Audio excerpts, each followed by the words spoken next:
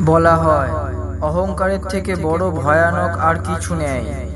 অনেক বড় জ্ঞানী, অসীম শক্তিশালী, তাদের সবার পতনের কারণ হয় সেই অহংকার।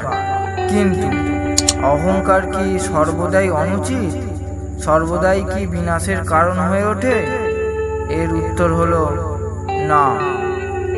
আমার দৃষ্টিভঙ্গিতে অহংকারও আবশ্যক, এর আর এক নিজস্ব গুরুত্ব রয়েছে, কিন্তু কেবল তখনই যখন প্রসঙ্গ অধিকার, চরিত্র আর সম্মানের হয়।